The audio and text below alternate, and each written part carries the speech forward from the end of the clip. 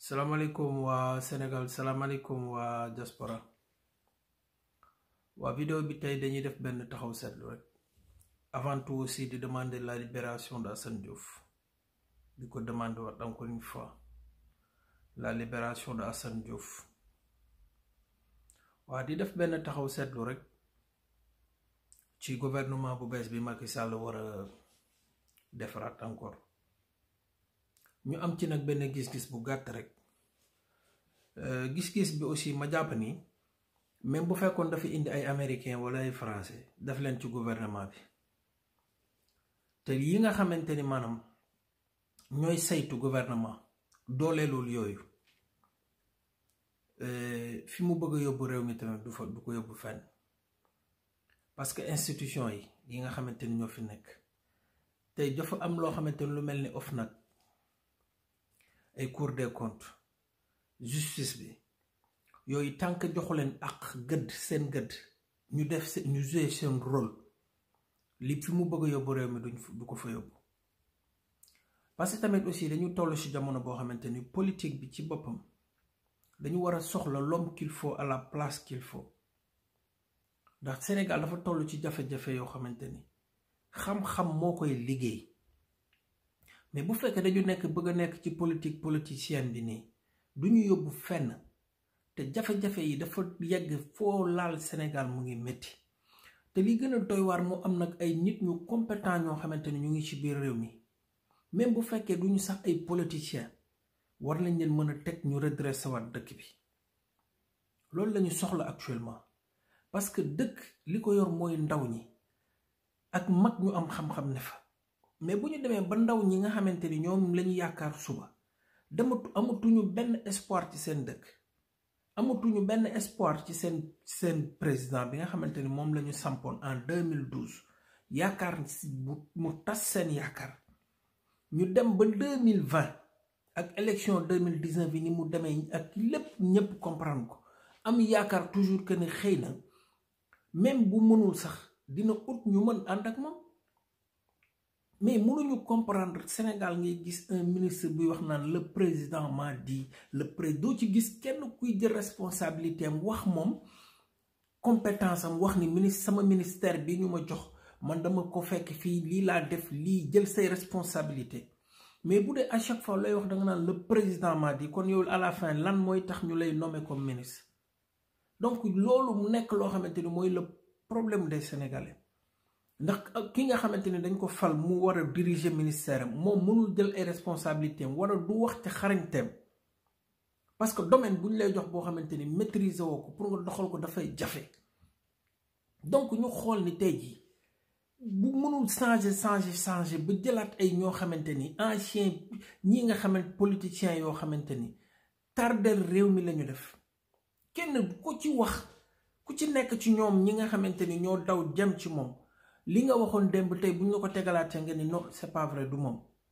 kon réew muy dox bu am jafe-jafe dafa soxla ay boroomi xam-xam te boroomi xam-xam yi nekk ci réew mi biir Sénégal ñu am boroomi xam-xam économiste yaa nga fa di ay sénégalais même buñu bokké société civile aussi c'est des sénégalais mais du dañuy jël rek jël les politiciens mu xol ño xamanteni pour buñu waxé ñu ni problème mu 3e mandat bi lay négocier buñu dé ba Sénégal wara tok di xalaté lu mel non nga xamni président bi bu fekkone ku mat la da fay mëna wax jël décision que ni man dutuma présenter wu damay li ci def ci sama ki damay xol ñi nga xamanteni bëgg nañu and ak man accompagnement ma génné par la grande porte ma jël leen jël ses responsabilités parce que yow lañu fal ak situation bi la Sénégal mettre nga war leen dello lolu no leen koy dello moy nga taxaw ci jafe-jafe askan wi wessul tay ji xolal bu fekkee le président da fay génn cortège bu muy def ñaata auto ñokoy top nga xamanteni mënon na jël sax benn bus def ci ñi nga xamanteni ñoo ci nekk ak benn auto ak sécurité jeexna mais mënuñu tay ji par exemple Sénégal xaalis bi ñu ñuy wax ay milliards bo démé à 0 mètre du palais nit ñangi souffrir souffrance bi Sénégalais di dundé mu melni président Macky Sall rendre ci compte wala daf ko gis ba paré gëm ndax mom kenn gënu ko renseigné mu xam jafé-jafé yi réew mi di dëgg donc dañu toll foo xamante ni ay changer gouvernement ba pare te même système bi nekk fi fenn lañ dul dem parce que mënuñu am suñu ay ressources naturelles yoo xamante ni mu ngi fi nit ñi di ko gis chaque jour train bi di romb fi muy romb di fa jaar di poussiéral nit ñi sax nit ñooñu ñu ngi souffrir te ab lan la nga gis tey loo xamante ni def na ko ci askan wi. boo demee ci banlieue bi ñu ngi toog di kaas banlieue bi aussi def nañ ci ay message yu ay vidéo yu bari di leen wax parce que faw ñu jóg yeewu taxaw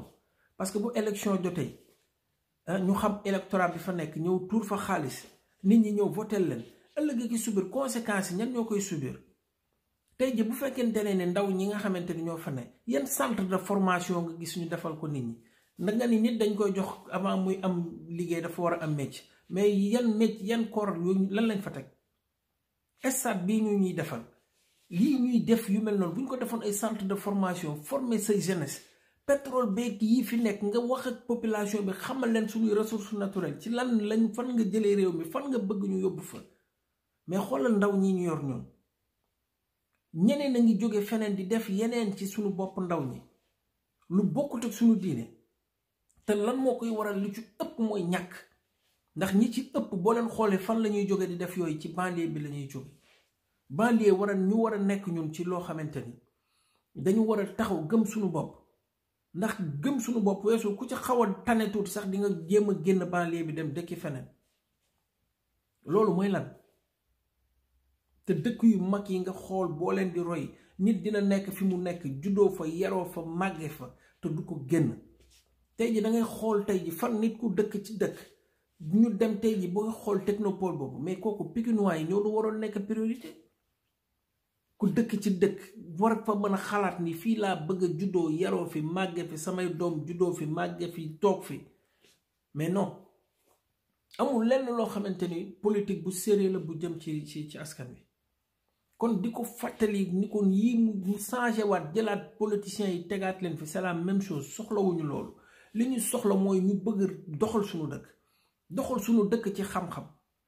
parce que nekkatuñu ci toog ci discours te président Macky Sall dafa mën discours sur discours parce que bu fekkente ne ni aussi nit ki yow si sa bopp li ngay wax gëmuloo ko pour nga gëmloo ñu ko dafay jafe boo ko gëmul pour nga gëmloo ñu ko dafay jafe te réew xam nañu nii nga koy doxalee xam nga ni doxalul réew mu jëm ci kanam mënuñu ku ñuy toog accuser la ci wàllu luubal askan wi alalu askan wi nga fexe jëlaat ko tegaat ko sa wet wala bu fekkee ku bokk la ci yow nga fexe wax ak parce que yaay justice mais dëkk nan lay doxee bi yi nga xamante ni ñoo war a saytu nit ñi nga nasaxal yépp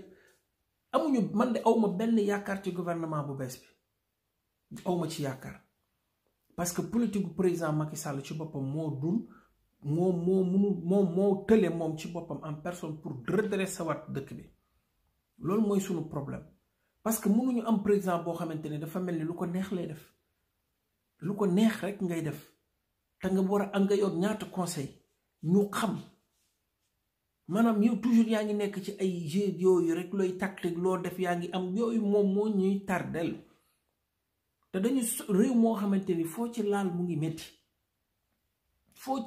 metti nga dangay dem ba yow sa rôle sax benn ministre wala sa benn porte-parole yow yaay def rôle yow bu fekkente ne yaa ngi am premier ministre mënoo lijjanti dara nga génn fi premier ministre doy na sa bopp problème mais justice baa ngi nii yow actuellement li nga war a njëkk a def muy fexe essayer c'est pas trop tard encore pour bien faire xool pour nooy génne par la grande porte xool loolu teg réew mi mu intérêt réew mi nekk sa kanam nga bañ a jël politiciens yi dugalaat leen fii loolu mooy problème bi nga war a nekk koo xamante ni nag exemple nga war a doon pour suba xoolal ci ay ex président yoo xamante ni ñu ngi toog seen dëkk tey lu ñuy décider dañ leen di woo médiation sax dañ koy xëy di ko def mais nii nga bëgg a diriger réew mi boo fi jógee fan ngay dem di taxaw ñu naan Macky Sall la ngi ni ci situation bi nga bëgg a dugal Sénégalais kon tey nga war a mën a taxaw intérêt Sénégal gën la ñor bu ko laajee sax ak tubaab yi parce que bu ñu toogee ba président français bi wax li mu wax discours boobu dégguñu la nga wax ci te ñun suñu ngëm ku ne xam fan la toll Seydina Mohamed ku ne xam na ni sénégalais boo xar xolam Seydina Mohamed nga ciy fekk. parce que ñun ñi ñu yaakaar sax Seydina Mohamed ci mbaaxam parce que àdduna lépp ci mbaaxu yonent bi lañ leen bindee ci leeram lañu bindee lépp. tey ji bu ñu toogee war koo mën a ñàkkal fayda te dégguñu la ci doy na war te yooyu yëpp dafa nekk loo xamante ni parce que am yàlla yàllaay buur ñàkk yàlla aussi yàllaay buur. parce que nit ki dee ci ngëm sax moo gën ñu ngay toog ñu lay wax ngay dund yenn yi. kon donc dañuy waxtaanat tuuti di rappeler waat sénégalais rek que ni yépp aussi jafe-jafe yi ñuy dund ñoom yi nga xamante ni ñoo jël seen carte voté Macky Sall respecté nañ leen ci mais ñoom nañu xam ne souffrance bi sénégalais yi di souffrir ko aussi ñoom ñoo ko causé ci 3500 2000 francs nga war a toogaat 4 ans yoo xam ñu naan 2024 la ñuy jéem a lijjanti Macky Sall mi war a man ñi wax 3e mandat sax ñoom laa xamul ñoom ñoo ñuy yàpp ñoom ñiy xalaatal Macky Sall koo xamante ni dafa waroon teel a def 2021 bii mu jéem a organiser ay élection dem yoonam ndax xam na ni mënatul dem ñu ñuy wax ay 3e mandat 4e mandat 3e mandat donc dafa côté boobu la rek man waxuma sax ay waxu 3e mandat parce que mënuñu tey ji par exemple amul benn respect boo xamante ni tubaab bi jox nañ ko nekk suñu dëkk ressources naturelles suñu ay ndaw di jóge fii di dem di jël gaal gi di dem musoo toog tubaab yi toog di ay banque de sang ñuy am problème am parce que lan la immigré yi ñëw ku ci ne dinañ manque sa deret ba mu fees del yóbbu soxlawuñ ko ndax ay xale yu ndaw ay ñëw musuñu toog di am problème yooyu ndax dañuy jël ci deretu boy ay xale yu ndaw li ñu soxla ñoom mais dinañ fexe ñoom duñ leen ko may mais ci condition yi ñuy ñëwee tey ji condition yi ku ci ñëwee nooy xalaatee naan da ngay delluwaat sa réew tey ji boo xoolee ñu nekk Europe gis nañ booy situation yi ñuy dund ñooñu xalaatuñ sax naan dañuy dellu Afrique parce que fi ñu leen di jaarloo ba ñu egsi la souffrance boobu bis boo egsee fii sa xalaat sa xel dutul nekk ci nit maa ngi delluwaat Afrique te yoo xamante ni yéen a war a mën a taxaw seeni doom seeni askan situation ay xale yu ndaw nga xamante ni ñooy yaakaaru suba àdduna bi soxla ndaw ñi ngay fexe sa ndaw ñooñu di génn comme ça te kenn kuy oser taxaw wax doo ko gis te amuñu benn respect boo xamante ni ñu ngi koy jox seen doom réew di leen maltraité di leen maltraité parce que dañ leen di maltraité la parce que am na loo xamante ni côté racisme bu nga xamante ni ñu fexewu leen def politique boo xamante ni sa doomu réew bu génnee sax ci biti dinañ ko mën a respecté amu leen ko parce que toujours que image bu ñu lay wan ci Afrique bu ñu la ko wane da ngay tiit parce que du nekk image bu rafet Afrique jéemul essayer jaay image am non parce que bari na lu ñu lay wax ci Europe loo xamante ni boo demee Europe da ngay xam ni nekkul mais ñoom dinañu def lu tout ba di la wan image boo xamante ni yow sa xalaat mooy def ba dem ci ñoom parce que sa yaakaar bi yépp ci ñoom nga koy teg ëppale lañ ñu benn affaire nag dañu gën a sérieux ndax par rapport ak ñun dirigeants yi ñu yor nga xamante ni c'est pas des panafricains du nit ñoo xam dañuy liggéey pour l'intérêt général koo ci gis muy def rek nu mu toogee ci chaise bi ba moom gën a am pouvoir lay def donc loolu mooy sunu différence ak sunu marionnette yi nekk en Afrique aussi parce que réew mënuñu la mettre ci condition yi ñu la mettre nga bëgg a jëlloo di souffrir loo réew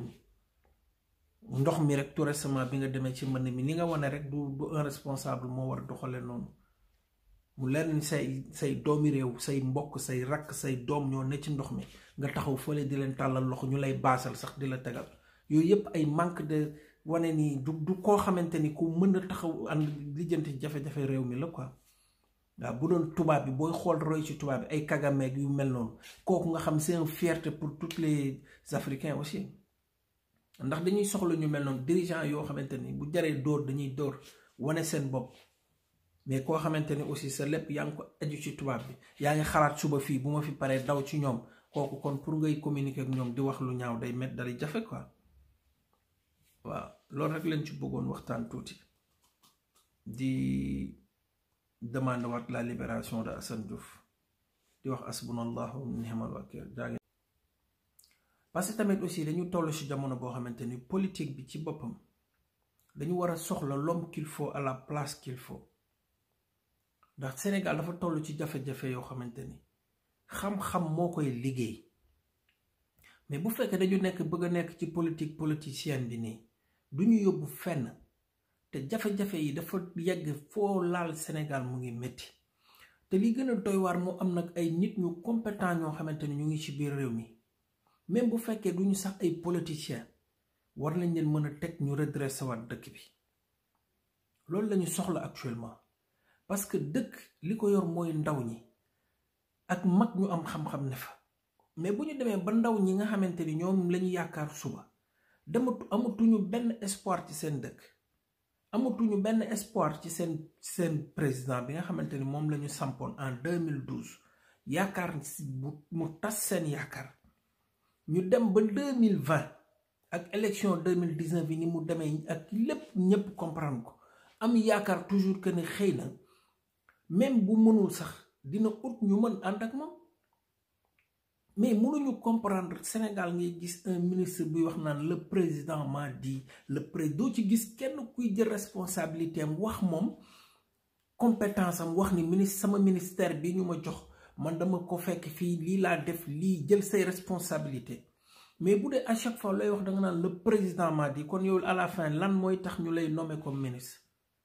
donc loolu mu nekk loo xamante ni mooy le problème des Sénégalais ndax ki nga xamante ni dañ ko fal mu war a diriger ministère am moom mënul jël ay responsabilités am war a du wax ci xarañteem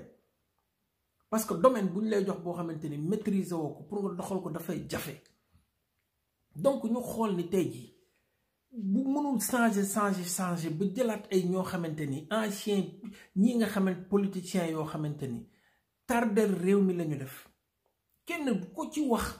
ku ci nekk ci ñoom ñi nga xamante ni ñoo daw jëm ci moom li nga waxoon démb tey bu ñu ko tegalaatee nga ni non c'est pas vrai du moom kon su réew muy dox bu am jafe-jafe dafay soxla ay boroomi xam-xam te boroomi xam-xam yi nekk ci réew mi biir Sénégal ñu am boroomi xam-xam économiste yaa nga fa di ay sénégalais même bu ñu bokkee société civile aussi c'est des sénégalais mais du dañuy jël rek jël les politiciens mu xool ñoo xamante ni pour bu ñu waxee ñu ni problème mu 3e mandat bi lay négocier bu ñu demee ba Sénégal war a toog di xalaatee lu mel noonu nga xam ni président bi bu fekkoon ni ku mat la dafay mën a wax jël décision que ni man dutuma présenté wu damay lii ci des ci sama kii damay xool ñi nga xamante ni bëgg nañu ànd ak man accompagner ma génne par la grande porte ma jël ses responsabilités parce que yow lañu fal ak situation bi la Sénégal mettre nga war leen delloo loolu noo leen koy delloo mooy nga taxaw ci jafe-jafe askan wi jafe-jafe askan wi weesuwul tey ji xoolal bu fekkee le président dafay génn cortège bu muy def ñaata oto ñoo koy topp nga xamante ni mënoon na jël sax benn bus def ci ñi nga xamante ni ñoo ci nekk ak benn oto ak sécurité jeex na mais mënuñu tey ji par exemple Sénégal xaalis bi ñu ñuy wax ay milliards te boo demee à 0 mètre du palais nit ñaa ngi souffrir souffrance bi Sénégalais di dundee mu mel ni président Macky Sall rendre ci compte wala daf ko gis ba pare gëm ndax moom kenn gënu ko renseigné wu mu xam jafe-jafe yi réew mi di dëgg donc dañu toll foo xamante ni ay changer gouvernement ba pare te même système bi nekk fi fenn lañ dul dem parce que mënuñu am suñu ay ressources naturelles yoo xamante ni mu ngi fi nit ñi di ko gis chaque jour train bi di romb fi muy romb di fa jaar di poussiéral nit ñi sax nit ñooñu ñu ngi souffrir te ab lan la nga gis tey loo xamante ni def na ko ci askan wi boo demee ci banlieue bi ñu ngi toog di kaas banlieue bi aussi def nañ ci ay message yu ay vidéo yu bari di leen wax parce que faw ñu jóg yeewu taxaw parce que bu élection jotee ñu xam électorat bi fa nekk ñëw tuur fa xaalis nit ñi ñëw votel leen ëllëg ki subir conséquences yi ñan ñoo koy subir tey ji bu fekkente ne ndaw ñi nga xamante ni ñoo fa ne yan centre de formation nga gis ñu defal ko nit ñi ndax nga ni nit dañ koy jox avant muy am liggéey dafa war a am métier mais yan corps yooyu lan lañ fa teg stade bii ñu ñuy defal lii ñuy def yu mel noonu bu ñu ko defoon ay centre de formation former say jeunesse pétrole beeg yii fi nekk nga wax ak population bi xamal leen suñuy ressources naturelles ci lan lañ fan nga jëlee réew mi fan nga bëgg ñu yóbbu fa mais xoolal ndaw ñi ñu yor ñoom ñeneen a ngi jóge feneen di def yeneen ci suñu bopp ndaw ñi lu bokkut ak suñu diine te lan moo koy waral lu ci ëpp mooy ñàkk ndax ñi ci ëpp boo leen xoolee fan la ñuy jóge di def yooyu ci banlieue bi la ñuy jóge banlieue ñu war a nekk ñun ci loo xamante ni dañu war a taxaw gëm suñu bopp ndax gëm suñu bopp weesu ku ci xaw a tane tuuti sax di nga jéem a génn banlieue bi dem dëkki feneen loolu mooy lan te dëkk yu mag yi nga xool boo leen di roy nit dina nekk fi mu nekk juddoo fa yaroo fa màggee fa te du ko génn tey ji da ngay xool tey ji fan nit ku dëkk ci dëkk ñu dem tey ji boo nga xool technopole boobu mais kooku Pikinois yi ñoo du waroon nekk priorité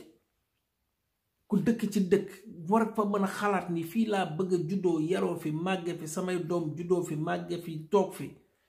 mais non amul lenn loo xamante ni politique bu sérieux la bu jëm ci askan wi kon di ko fàttali ni kon yii mu changé waat jëlaat politiciens yi tegaat leen fi c'est la même chose soxlawuñu loolu li ñu soxla mooy ñu bëgg doxal suñu dëkk ci xam-xam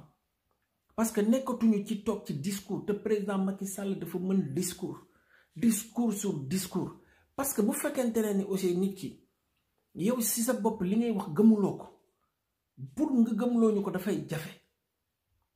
boo ko gëmul pour nga gëmloo ñu ko dafay jafe te réew xam nañu nii nga koy doxalee xam nga ni doxalul réew mu jëm ci kanam mënuñu ku ñuy toog accuser la ci wàllu luubal askan wi alalu askan wi nga fexe jëlaat ko tegaat ko sa wet wala bu fekkee ku bokk la ci yow nga fexe wax parce que yaay justice mais dëkk nan lay doxee bi yi nga xamante ni ñoo war a saytu nit ñi nga nasaxal yépp amuñu man de awma benn yaakaar ci gouvernement bu bees bi awma ci yaakaar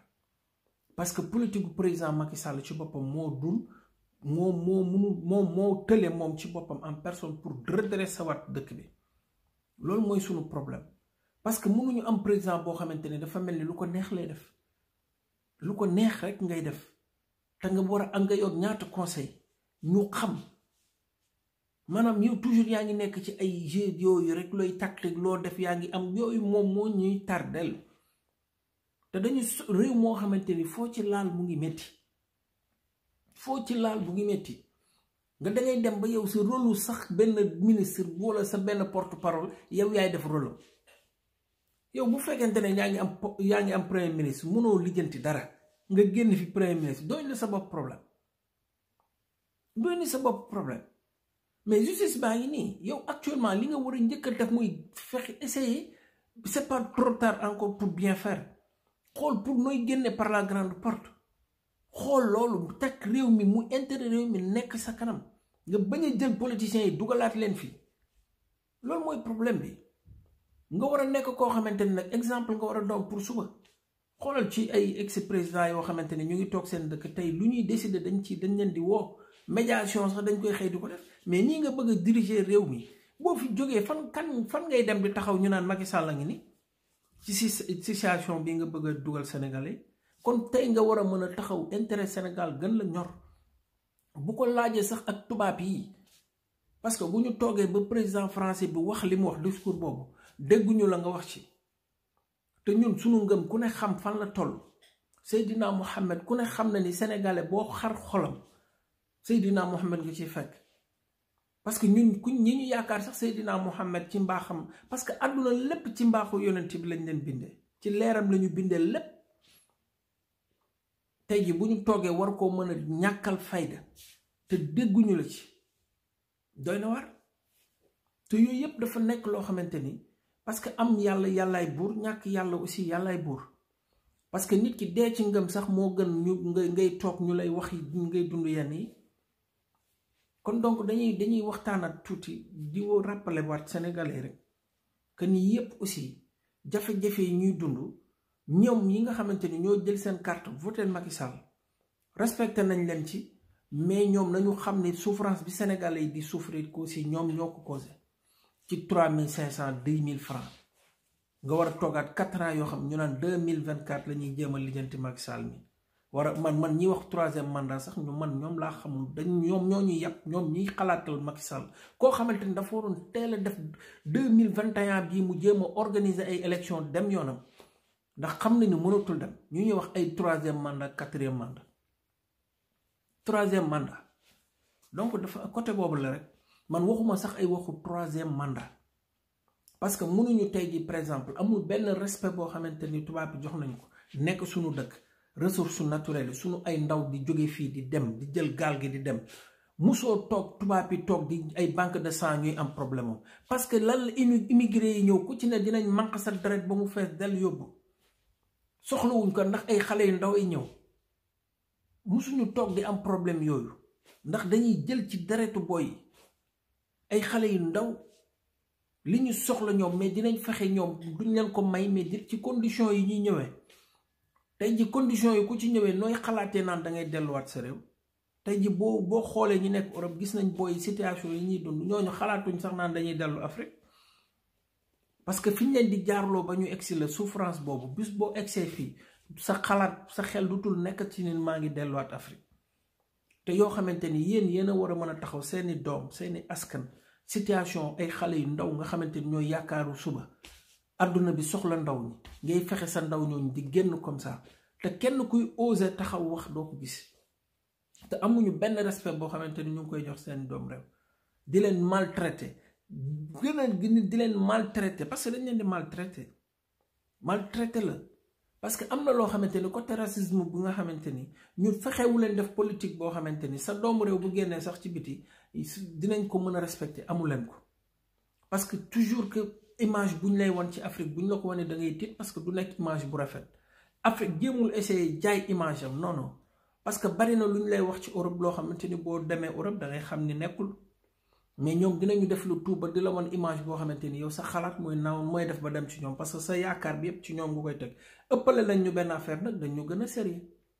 ndax par rapport ak ñun dirigeants yi ñu yor nga xamante ni c'est pas des panafricains du nit ñoo xam dañuy liggéey pour l'intérêt général koo ci gis muy def rek nu mu toogee ci chaise bi ba moom gën a am pouvoir lay def donc loolu mooy sunu différence ak sunu marionnette yi nekk en Afrique aussi parce que réew mënuñu la mettre ci condition yi ñu la mettre nga bëgg a jëlloo di souffrir loo réew ndox mi rek tout récemment bi nga demee ci mbënn mi ni nga wane rek du un responsable moo war a doxale noonu mu leer ni say doomi réew say mbokk say rakk say doom ñoo ne ci ndox mi nga taxaw fële di leen tàllal loxo ñu lay baasal sax di la tegal yooyu yëpp ay manque de wane nii du koo xamante ni ku mën a taxaw ànd lijjanti jafe-jafe réew mi la quoi waaw bu doon tubaab bi booy xool roy ci tubaab bi ay Kagameeg yu mel noonu kooku nga xam c'est une fierté pour tous les Africains aussi ndax dañuy soxla